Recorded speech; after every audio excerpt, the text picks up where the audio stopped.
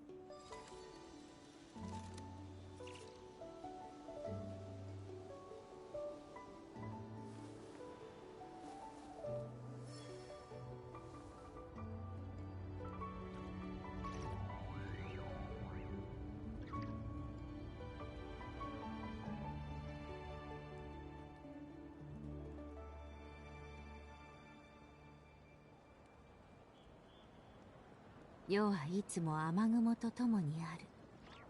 月があれば故郷にいるも同じこと。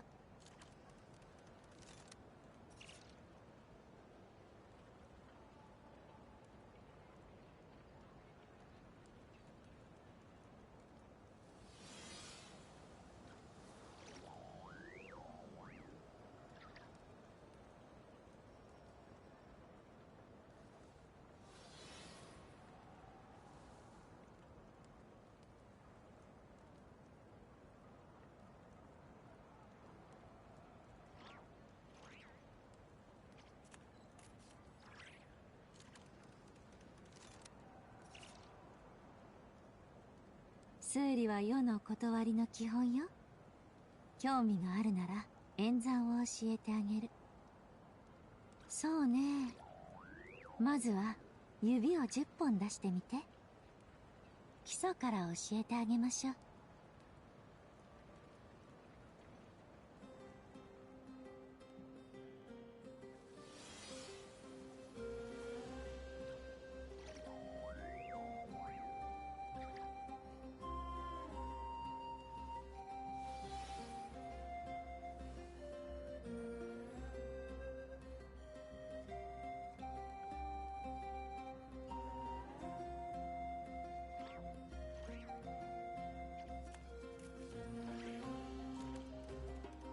世はいつも雨雲とともにある。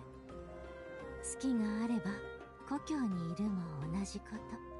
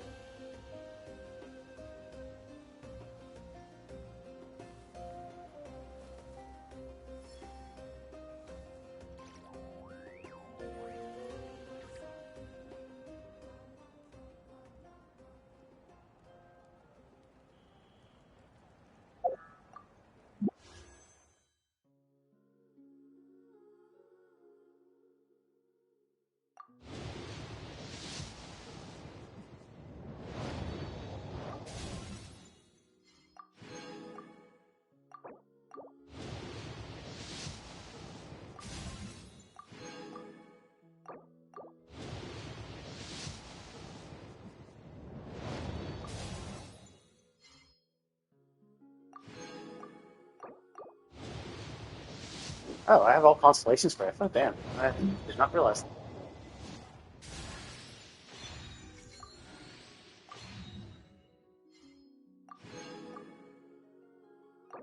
Oh, cool. I didn't have all constellations for. I know all constellations for I know. I think that is pretty close though.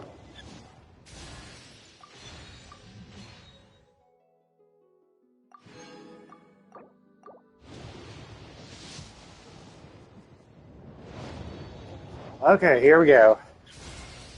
Oh, shit. Right at number one. The very first one. Damn. I was not prepared for that. Oh, cool. Oh, shit, was that? I skipped past I know too quickly. I didn't know if that was a, if I had a constellation or if I had maxed her out. Okay, yeah, I did max her out. So that was her last constellation. I thought that was the case. I thought that was her,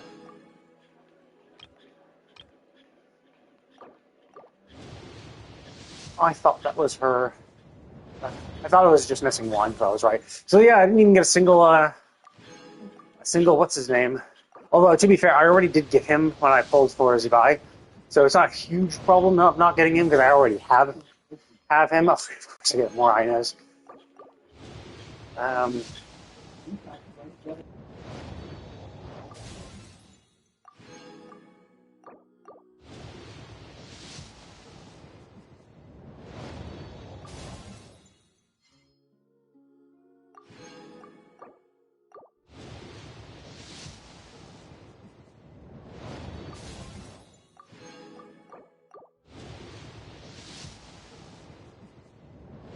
Okay, so is it 2 for 2? Now this one is much less likely to actually get it, right? So for the characters, it's 50-50. You have a 50% chance of getting a limited character. Now this one, it's a 75% chance to get a limited weapon, but then of that 75% chance, half of it is the weapon you want, half of it is the weapon you don't want. So it's a 37.5% chance you get the weapon you want, 37.5% chance you get the weapon you don't want, and then a 25% chance of getting neither of the of getting 25% chance of getting a standard banner weapon. So obviously, the odds aren't great. So it's actually worse, obviously, than 55%. So it's about a 1 in 3 chance. Fuck. Wrong bow. It's Chaska's bow, and I do have Chaska. So it makes Chaska stronger. But it is still unfortunate that I did not get the weapon I wanted. Which is, yeah. Now, it's better than a standard banner weapon, at the very least, though, because standard banner weapons are just trash. For the most part. Well, I mean, they're not like trash, I guess. I guess that was a little bit of an exaggeration.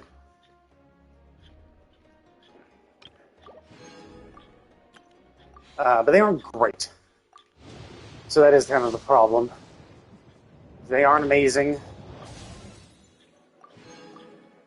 Darn. Kind of hoping for an early one. I think I already have max on her. This is about 30. Kind of hoping for an early one. Luckily, I don't think I have that many of those bows. The one that looks basically like Chaska's bow, except it's a 4-star version. Okay, cool. So luckily, and that is the cool thing, is that so while your initial shot is crap, at least the second weapon you get. So before you had no pity whatsoever. So it was like, so basically, the only pity you had, it was still kind of 75-25, so 75% chance of getting a limited weapon. And if you got the standard banner weapon, the next time would be a guarantee. But the problem with that is that because there's two limited weapons, when you get that guarantee, so if you got a standard banner weapon, the next one will be a limited weapon, but it could be either one of them, and it's still 50% chance of either way. So basically, you could go from losing your 35% chance, or you could go from losing your 37.5% chance to then losing your 50% chance to then losing your 37.5% chance again, and back and forth. You could, and that's what people were noticing with the staff. The Staff of Homa was a big thing. People wanted the Staff of Homa, but because of the pity, because there was no actual guaranteed pity for your weapon, if you wanted the Staff of Homa, you were kind of fucked because you couldn't guarantee that you would get it, and you could like pull hundreds of times and get nothing basically because you could pull hundreds of times and not get the Staff of Homa because you could just keep getting the Wolf's Gravestone, because it was Sapphire Wolf Gravestone were the two weapons at that time. So you could just be alternating between getting a ton of Wolf's Gravestones and standard banner weapons and just not getting the Staff of Homa. So then they changed it. So it's like, oh, okay, now you have a two-pity system, or this epitomized path. But that still kind of sucked, because you had to basically fail twice, and it didn't carry over. So you had to not get your rate-up weapon, the one you pick. So you pick one here, and you'd have to lose twice, which means you'd have to be able to have enough currency to pull 3 times to guarantee you the weapon you want, which just kind of sucks, right? And then they changed it to reduce the number. So they did implement in more interesting systems. And, like, sure, it's basically like a 50-50 of the character weapon, except it's slightly worse, right? So it's just basically 37.5% chance or 50% chance, because obviously if the last weapon you did was a standard banner weapon, you have a 50% chance. But likely, if you're pulling on the weapon banner for a character's weapon, you stop when you get the character's weapon. You're not going to get a standard banner weapon and be like, oh, I'm going to stockpile this for the next one. So, yeah, it's just, okay, let's, yeah. So, yeah, that was the last one I needed. Cool. Oh, whoops. So yeah. So it's much better nowadays.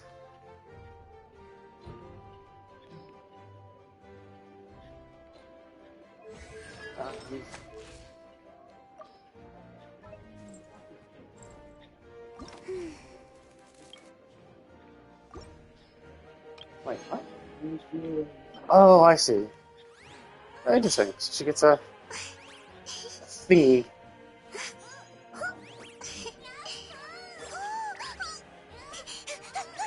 Oh, interesting. That's kind of cool.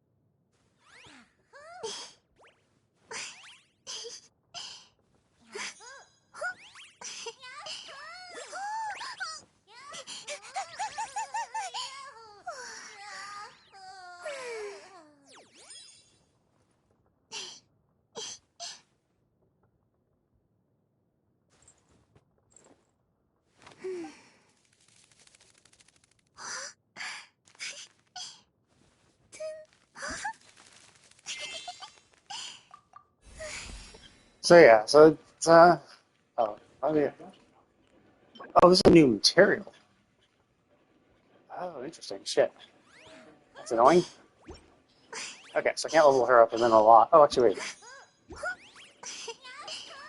I can give her her weapon now. Um.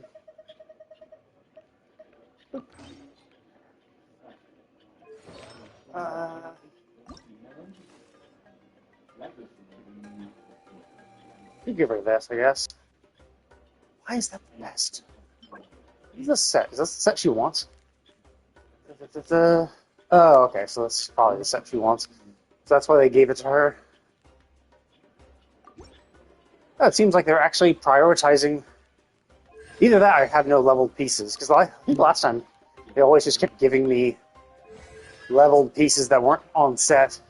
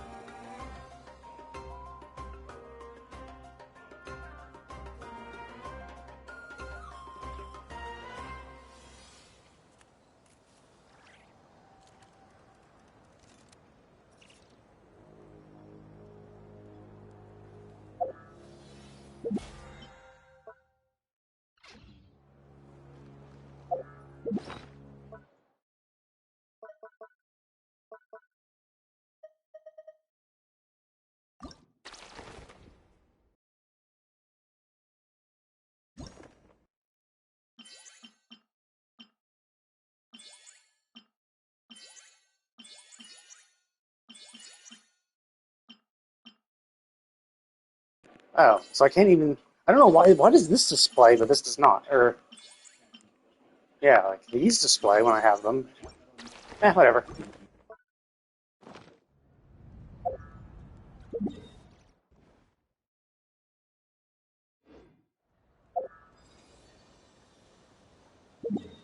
Oh yeah, I need to do the weekly bosses. Which ones have I done already?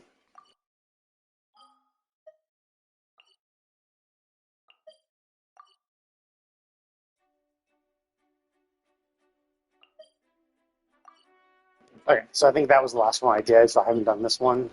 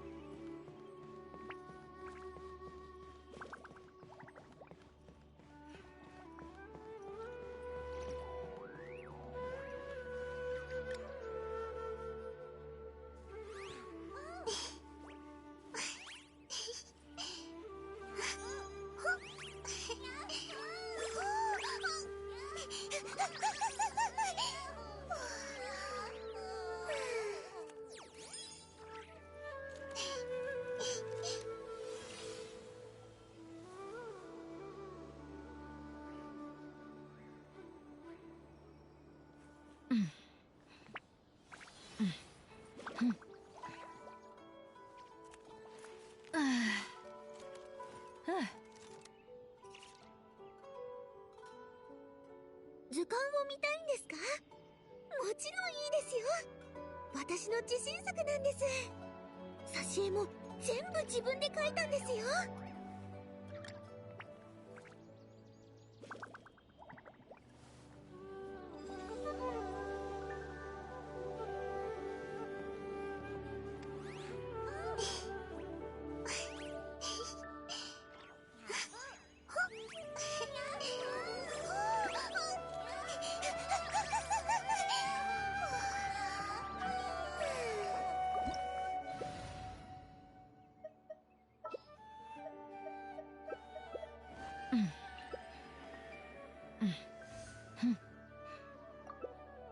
ルミって可愛いでしょ。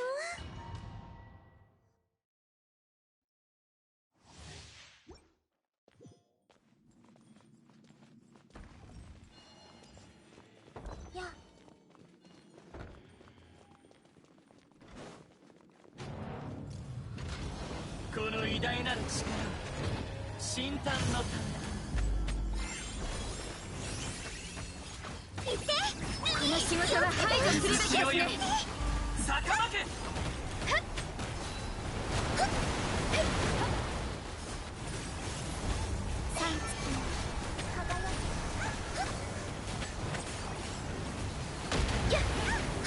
部外者禁止。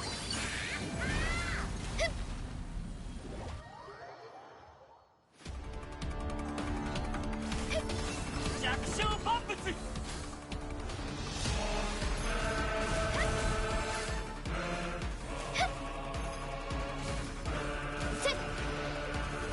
奮起。よっ。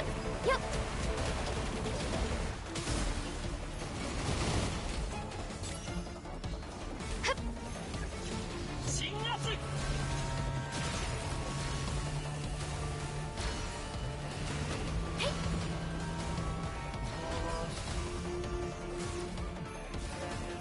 よっ。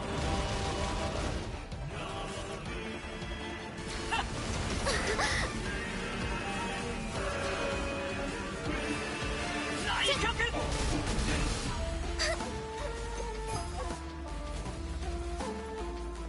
油断しました。誘惑昇格。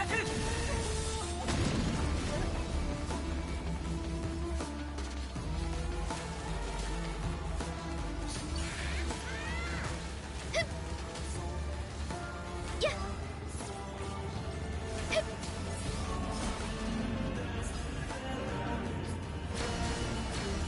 そんなはず。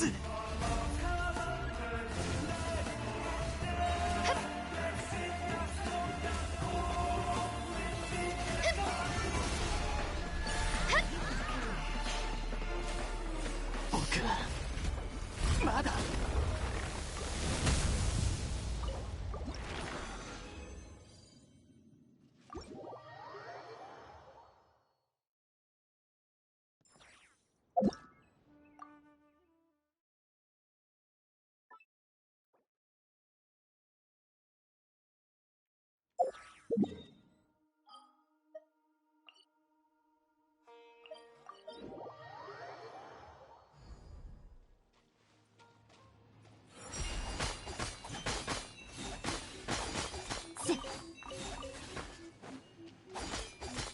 れやっはは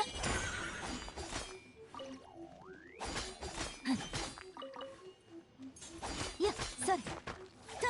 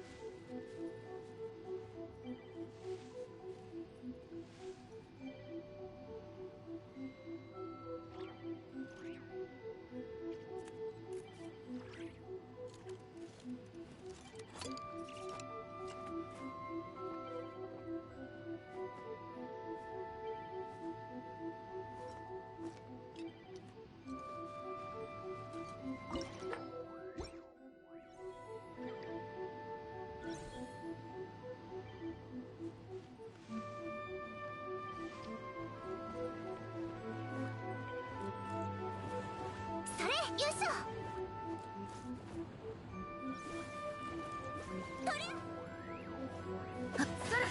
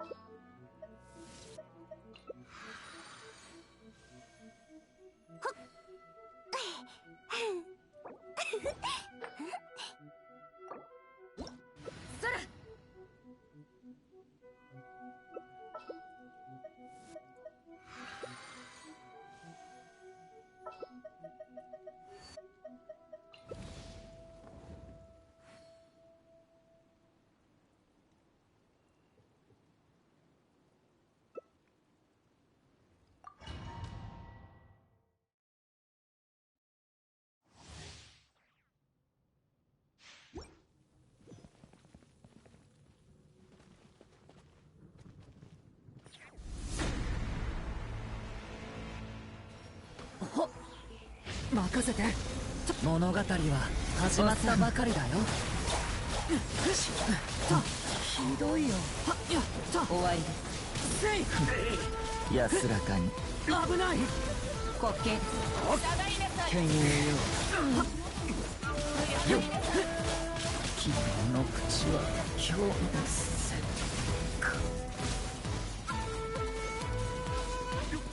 この目で属性を見届けましょう。見切りだ。ここだよ。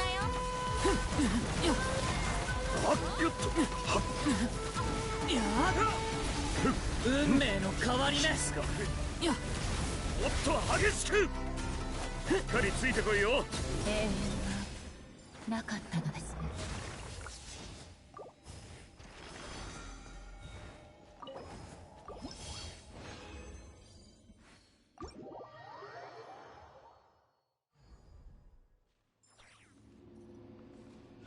Alright, there we go.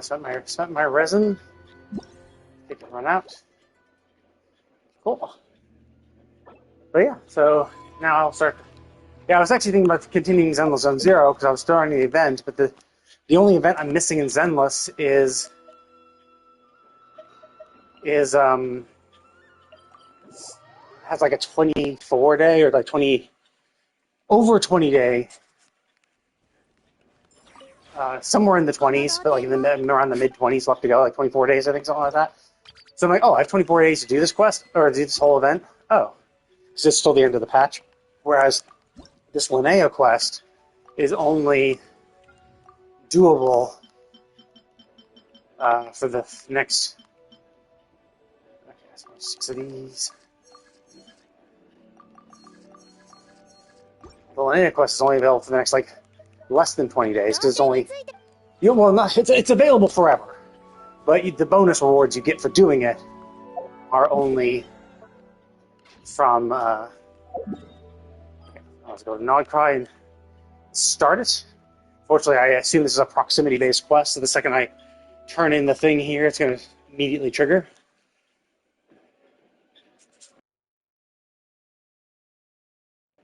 Yep. Luckily, at least I knew where it was. I did notice that when I accepted it, it was saying, hey, go to Catherine and Nodcry. So I knew that coming here would do this because I remembered. But if you had not remembered, or if you had accepted the quest but were then decided not to do it, and were tracking something else, but then came back, you would have automatically started, which I've said multiple times before. I don't like it. I don't like it when they do that.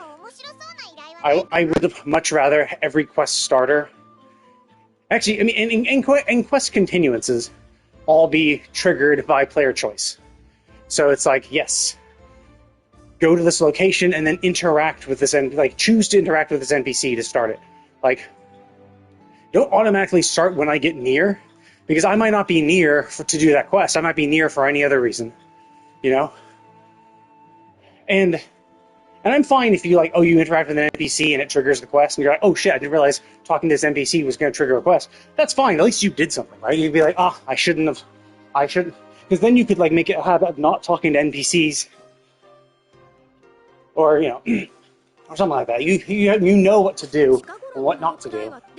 And realistically, it would be nice if they still put quest markers over every location, so at least you'd be aware of where they are and where they could be, the starters could potentially be. But even still, I'm like, well, you know, like, even with that, it's still not going to solve the main problem, which is it starts automatically. So, like, what happens if you have something that takes you through something that you didn't want to? Like, a good example is when Nodcry first came out. I was doing a event where I was doing a world, like a little puzzle thing, where basically you're on this little track as one of the Kuzaki. You're one of those little dudes zipping along the track, collecting particles and stuff. Well, that track went right through a quest. So it went right through where a quest trigger was. And so the second my body went into that quest zone, instantly started the cutscene, and my puzzle was instantly canceled. I failed the puzzle because I got sucked into this cutscene.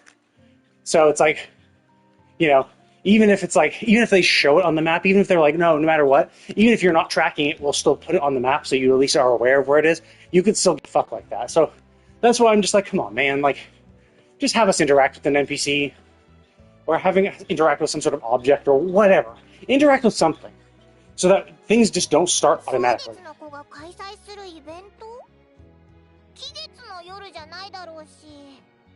他にも祭りがあったのか。動物の仲間たちに勝負をさせるそうですよ。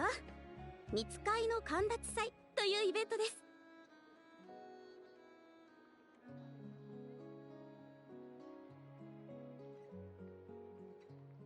はい、蒼月の子は自然との共生という理念のもと、信徒たちにも野生動物と同時に動物の仲間たちに災害に抗う力を身につけさせるため、心を通わせた仲間を選び出して特訓を見つかいの神立祭では試合を通して最強。例年は蒼月の子内部のみで開催されていましたが、今年は世界各地から参加者を。じゃあオイラたちも試合に参加できるのか？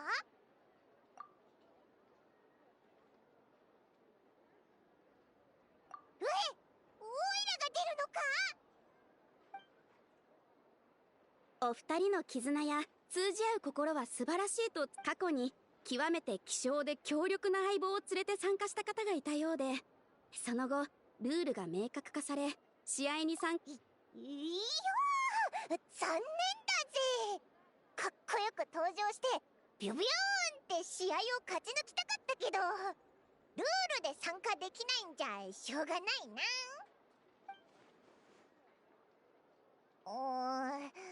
でもそして思い浮かばないようでしたら、冒険者協会の顧問。冒険者協会の顧問？協会には常にただあなた方のような有名な冒険者をお手伝いできる顧問は多くないので、とても博識な方で、普段はスペランザで講義をなさっているんです。すごいやつみたいだな。その謎めいた冒険。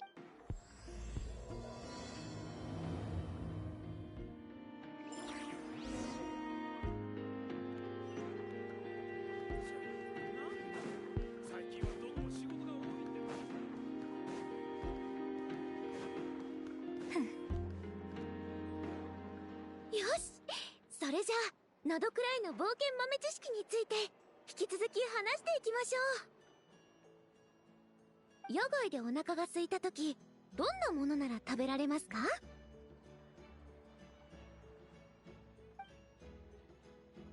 そんなの簡単だよ。ホワイトベリーとかソマルの実とか食べられる。ピンポーン、10点あげます。How'd she get those rings around her ears, or her feathers, her little bird wings? Like, well, I guess maybe. Well, I guess the only issue would be the bone, and while it looks like you wouldn't be able to do it, I guess if she manually stretches it out, she could just fit it over the bone, maybe. Actually, I'm curious. Do those things even have bones? Like, they look like they have bones. So would that mean that there's her skull has these little like bone wings that's stuck to it? I also wonder. It also begs the question of how the muscles and tendons and sinews and stuff would work around that. Because they do wiggle around a lot, and she can like flap them like that. So like obviously, it has to be connected to something, and there has to be some like tendons and muscles within the wings. でもそんな果物なんて手に入らない場所もたくさんありますよね。いい質問ですね。実はこれから話そうとしていたのがまさにその。色からすると食べられそうだけどな。毒は。不正解です。これは茶笠キノコです。見た目は食べられそうですが、食べるといや、だって3時だ。かつてうっかり者の冒険者さんがこれで鍋いっぱいのキノコスープを作ったことがありました。その後、野外でワイルドハントと踊っていた冒険者さんを。怖すぎる。そうですよ。野外での冒険は大変なんです。次はこれ。この植物が何かわかっ。ビンテルソウの葉っぱかな。How do you even tell? It's such a vague. The same for the mushroom. It was like. ビンテルオウとソマルオウは犬猿の仲だそうですよ。ソマルの実が甘くて美味しいのですから、ビンテルソウは。No, I bet they're like really tasty or peaceful. ビンテルソウの葉っぱは食材じゃないけど。何？フラッグシップで美味しいものを食べてた時にバーテンダーのデミアンが教えてくれたんだ。おや？君は。今日のクイズコーナーには強敵が来たみたいですね。うん、なんでも来い。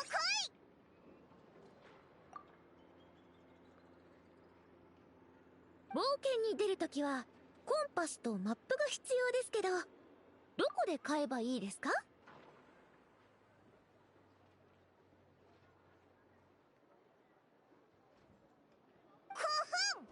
答えは冒険者協会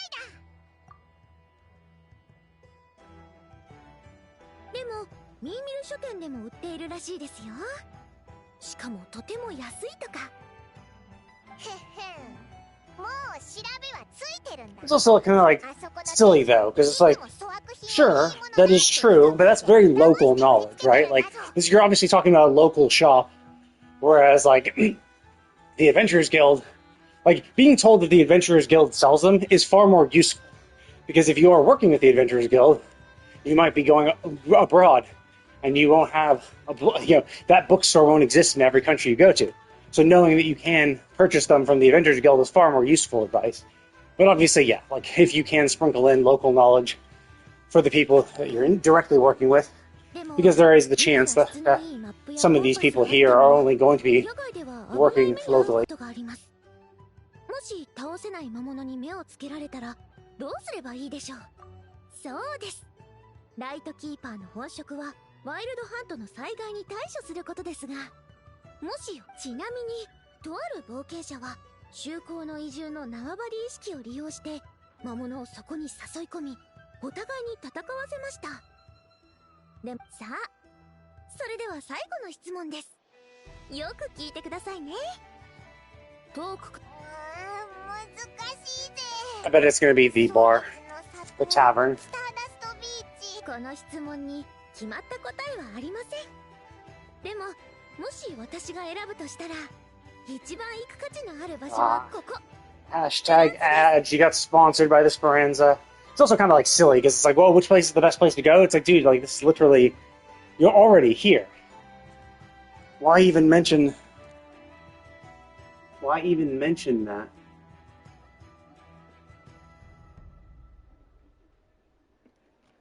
You know, like why even mention the Speranza when you're already here? You know, like you're saying like, oh, what's the best place to visit? It's like the place where you already are. It's like, okay, but like, ideally there should be something different that they could go to. But obviously, yeah, like they might have just stopped by for the lesson, and now they might try out something. Although that does sound like she was probably sponsored by them, but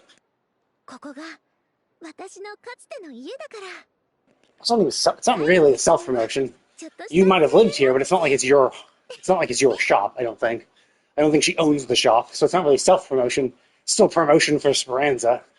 So it sounds like she's sponsored by them. 鶏肉のホワイトベリー漬け焼きがあるんですよ。お腹が減ってなくても染まるケーキを。今日の講義はここまでとします。明日からは草月の里で試合に参加。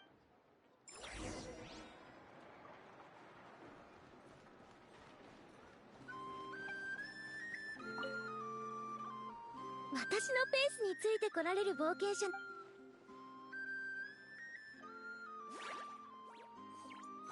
お前もいろんなこと知ってるんだな。さすが冒険者協会の顧問。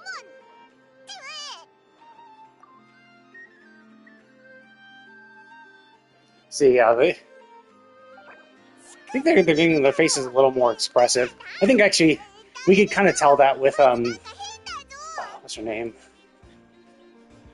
Jehoda. Jehoda's expressions got crazy. Although those expressions are not too difficult to do because you're basically just plastering a new image over their eyes. You're basically just removing all facial features and then just drawing something on top of it. So it's not you need to change the underpinnings. That's why like the animations for this game always look relatively stiff, simply because like this is a 5-year-old game, right? And they're not going to redesign the character models from scratch to add a more complicated skeletal structure to allow them to do more animated things, right? Because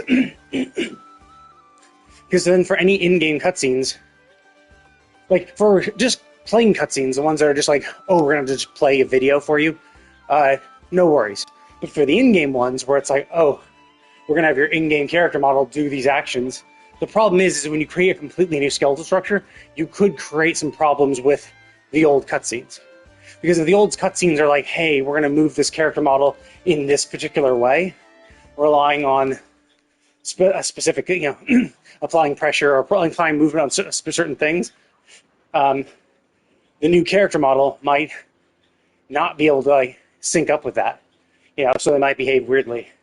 So it's a huge endeavor to improve the base design of their characters, like from the ground up, the skeletal structure and all that, and then just making sure all the animations still work and all that without crazy shit going on.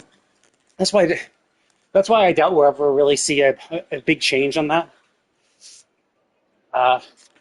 which is unfortunate. But I am looking forward to their next game because obviously you can kind of tell that when Genshin came out, like Genshin is Genshin, right? Then Honkai Star Rail came out. Honkai Star Rail is stiff in its own way as well because it's not like an open world action adventure game. So the movements of the characters are relatively limited.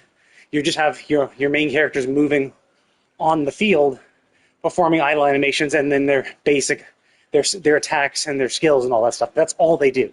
They don't do anything else. So they didn't really design them to do much more beyond that. So Zenless Zone Zero is much better in that regard because it's an action combat game where you have these characters move a lot, and you can kind of tell how detailed their character models are, because characters with ears are the most noticeable. When you have the character move and stop, you can see the momentum in their ears. So if you're running forward and you stop, the tips of their ears will then drift, continue going forward. because of momentum and stuff. So it's like you can tell how good it is. How they've really improved on that stuff. So that's really cool. I always thought. So, and then within the cutscenes, the characters are just so animated. Like the expressions they make are just like so much more animated than all the other games. Although I don't know how much is done with in-character models or in-game models versus just an actual pure cutscene. But that's why I'm looking forward to the Genshin's next, or MiHoYo's next game, because they've basically been improving, and like hardware has been improving. So like they just took Genshin off of PS4 they no longer support Genshin on PS4. So now everyone all PS5 have SSDs. So you're dealing with SSDs, you're dealing with better graphics, and all that shit. So you can if that is the bare minimum that people have, then you can design a better game that does more. So I'm really looking forward to the next one, because it will have all the, it will have characters with smoother animations and more detailed animations, and are going to be more expressive and have a wider range of movement.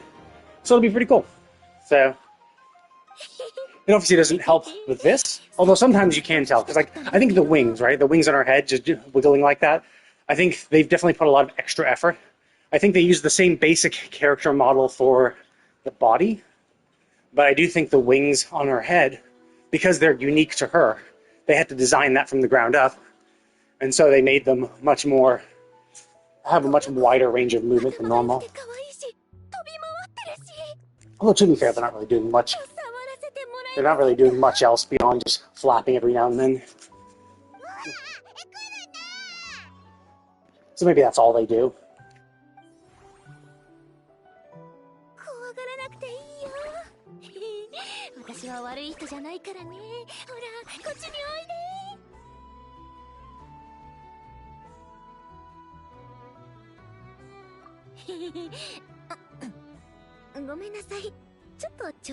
So yeah, so for the next game, where the PS5 is the bare minimum requirements, something of the same power level as PS5 is the bare minimum you're gonna have. You're gonna be able to have a lot more detail and all that shit. So, because Genshin came out and it was for the PS4, the PS5 didn't even exist at that time. So actually, yeah, I think so. Slightly, a year or two before the PS5. So it's pretty cool. And I think, we've seen other games like Venispur or something like that. Looks really cool. I think they did this weird. I think the characters look a little weird. They have it's this weird mix of realism and then obviously it's not cartoony anime. It's a realistic anime. So the faces look weird because the details of their character and the world look far more realistic. And so when you have a cartoony anime face plastered over it, it just looks weird because of the dissonance. Whereas in this game, it's you can have a cartoony anime face because the entire world kind of has this cartoony anime-ish quality. So it kind of mixes and matches. Imagine just putting these characters in a world that has photorealistic environment. It just kind of is off-putting.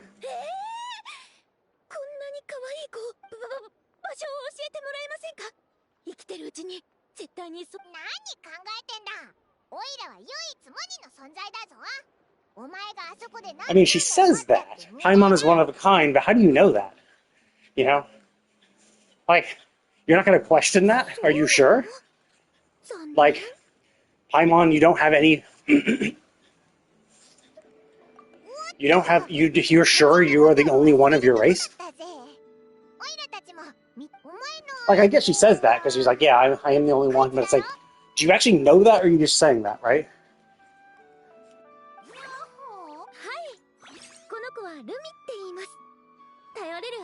We could say Lumi is the only one of its race, because we've never seen one like that before, but who knows? Maybe there is a place where there's a shitload of these things. Same for Paimons. Maybe there's a world of Paimons.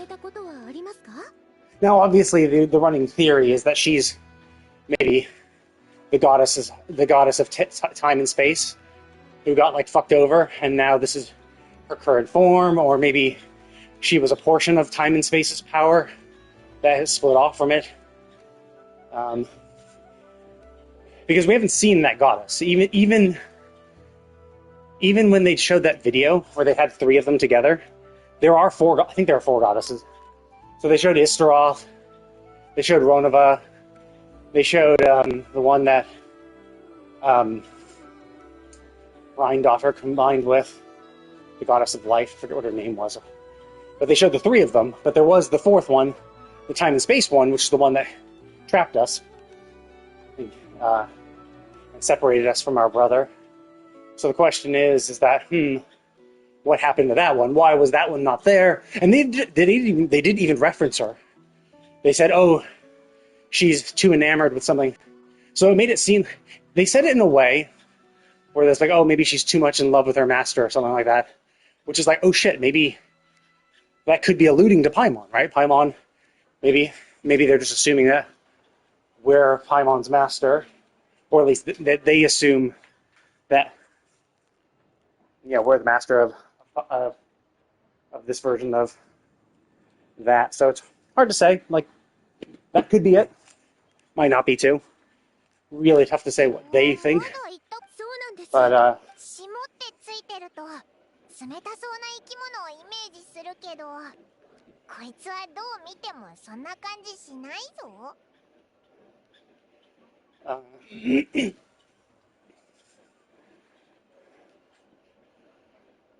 But yeah, so anyway, so there's that idea. And so the question is Paimon part of a whole? And that's why she has no memories of that whole, because she just never had those memories? Or is it, like, did the goddess get screwed over? And so this is, like, maybe her powers are diminished in some way because of some fight or some struggle. And that made her, that reduced power turned her into this form and made her lose her memories. Hard to say, obviously. This is like way down the line. I'm pretty sure it's going to be after all the Snezhnaya shit. So it's going to be us going to Snezhnaya. It's going to be us meeting the Archon. It's going to be them telling us what the fuck they're trying to do, and like why they're trying to get the Gnosis, and how exactly they're going to fight against Celestia. Because I believe that's the whole point, is that they're collecting the Gnosis to do something against Celestia. Either pull it down to the ground, or maybe raise their own city up to then fight at ground zero. So that is the question. We don't really know. We don't exactly know. But like, there's at least 2 harbingers that were from Conria, Capitano and Piero. Both of them are Conrians. So it would allude, and obviously they're not going to be too happy with Celestia because they're the ones that fucked over their civilization. So it wouldn't be too surprising that that'd be an easy way for the Snezhnayans to have gained them, by promising them revenge against Celestia, which may in turn break the curse that is on all Conrians as well, for all we know, which we don't. But who knows? It also could be that, Capitano and Piero were the ones who went to Snezhnaya, established a base, and then convinced the Snezhnayans to fight against the Celestia. So like that's the thing, is it could be that the only reason they're working with Snezhnayans is because they promised them revenge. It also could be that they went to Snezhnaya and instilled the idea of revenge into them. Could maybe convince the Cryo Archon to fight, and so then they, as partners, decided to do this shit. Hard to say. We can't know until presumably their motivations will be. We'll learn about their motivations more when we actually get there in the next series of patches. Obviously not Nodcry, although maybe there might be some prequel-y stuff for Nodcry. We'll see. But I'm looking forward to that. And so then, And then if it is, if we do then are convinced to either join them or at least not get in their way, we might see more Snezhnaya versus Celestia, or maybe Snezhnaya versus us, who knows. It's hard to tell if we're going to be combating against Snezhnaya, or if we're just going to be there while they're starting their plans to attack Celestia. So we might be just there while they're attacking Celestia. So, yeah. Because we just haven't met all the Harbingers. There still are a few in Snezhnaya, and the ones that still live there in Snezhnaya are kind of assholes. So I could easily see us having to fight against them. Like, maybe they're too worried about us, so they, pick a fight with us, and we have to defend ourselves.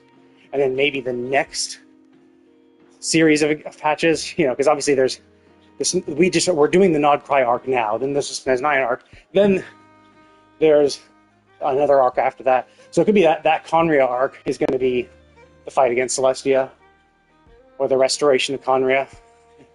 Who knows? So it's cool that we can speculate about all the stuff, and I'm just kind of just throwing out random shit. I'm perfectly fine waiting. I'm enjoying the process. Is that ours? I don't think so. It doesn't have our little thingy on it.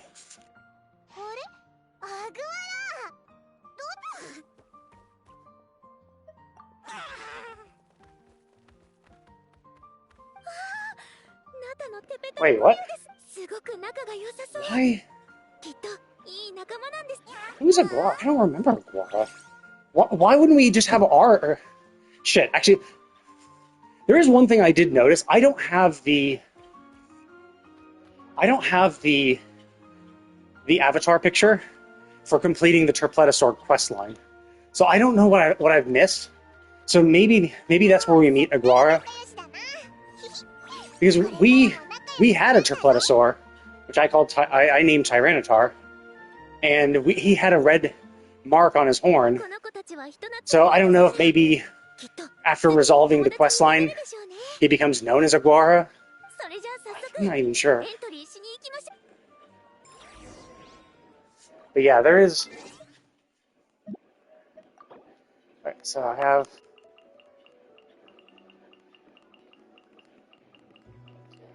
There we go. But yeah, it's... See, I haven't... So presumably I haven't done this. So, yeah, I shouldn't have done this. Also, this one, I have no clue about that one. I think that seems like a Nod Cry one, maybe. But I can't really tell from the picture. I have no clue who that is. So yeah, there are... Yeah, I got my Saurian. But I haven't actually... So it seems like I haven't resolved that quest. Which is weird, because I don't see that quest anywhere, so I have no clue where it is. So I'm just like, shit. What am I missing? You know?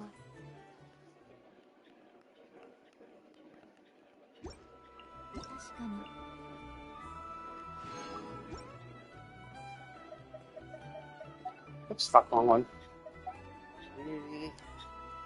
There we go. Oh, it's actually low. That is annoying. I wish they wouldn't do this.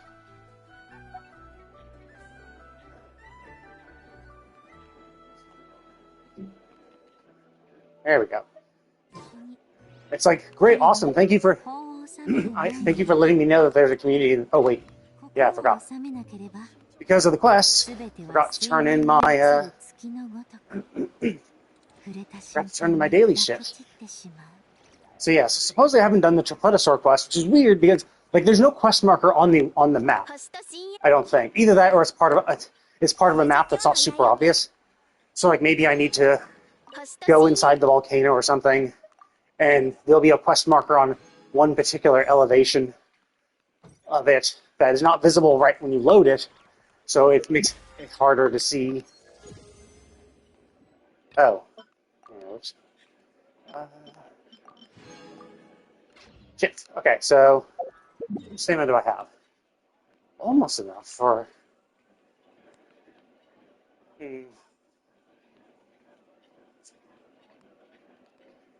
Oh, so that...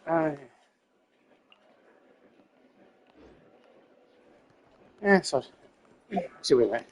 Yeah, I have to go in here as well because this is where I have to do this every day for the free shit. I don't really care about it. Like, it's definitely an interesting idea. It is pretty cool and does add a bunch of longevity to the game because it keeps people playing, and basically it's another way to monetize the game. Having these set of characters and skins and shit. But you know, it's whatever. I think people were bitching and moaning about like how they monetized it. I'm like, man, I think the way they monetized it is fine because like the point is that like I understand what people are complaining about it because I get it, right? I understand that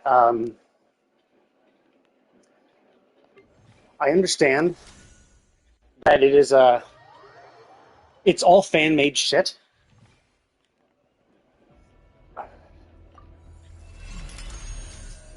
It's all fan made shit, you know. Fans made all these mini games and stuff, and so all MiHoYo is doing is hosting it. Now, to be fair, it could be that they hired some people, right? It could be that MiHoYo went in and hired a bunch of people.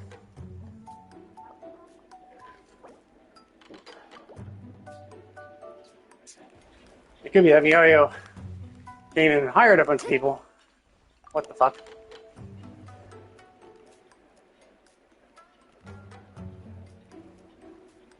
You know, to make some of these games, so they did to spend money. It could be that they did that. I don't know, but there definitely are a lot of these that were just made by people, by real people, just for the fun of the game, just because they like it and all that shit. So I can understand people being a little annoyed by the fact that like that, you know, people are making money off of it. Like MiHoYo is taking money off the top, but like it's also very true that like server costs are not negligible. Like it costs money to host these servers, and it costs money to do all this shit. So it's like, you know, you can't just you can be like. You can be like, oh no, it's like it's no cost nothing. It's like no, like, especially with all of this stuff, like they have to host everything. Like it's storage space is not nothing. So, I understand why they do it. I get it. But yeah, there were people who were like bitching and moaning. Oh man, I can't get the like these are the best skins you can only spend money on. And there's just not any ways to get like premium currency through just gameplay. I'm like, so? Like, unlike Genshin, where there is power in characters, there's no power in these characters. It is purely cosmetic. It provides you no bonus whatsoever. So it's like, for something like that, you don't really need, like, I don't think you need to have a method of getting the characters for free. Because it's completely unnecessary. Whereas, like, for Genshin, it's like, especially with how gacha games have power creep, it's like if you have no method of getting currency for free, no one's going to play the game. Sure, you'll get some people who spend money because they like it, but like, imagine in Genshin where you didn't get any Prima Gems for opening chests or from events and stuff. Like, you would have only a fraction of its player base. It's a fun game, so people would still do it, but like, the amount of spending there would be much diminished. Because people would just not want to engage with that system at all. Whereas the fact is that because they're getting free stuff, you're gonna pull some stuff, and then that's when psychological tricks can come in and make people want to spend money to get the character they were just so close to getting. Right? You might save up and be like, "Oh, I saved up, but I got unlucky and I ran out of currency. But I just need one more 10 pull." So then you might go on and buy a 10 pull's worth, right? And if you just do that often enough, you know, it just happens. So, yeah, I get it.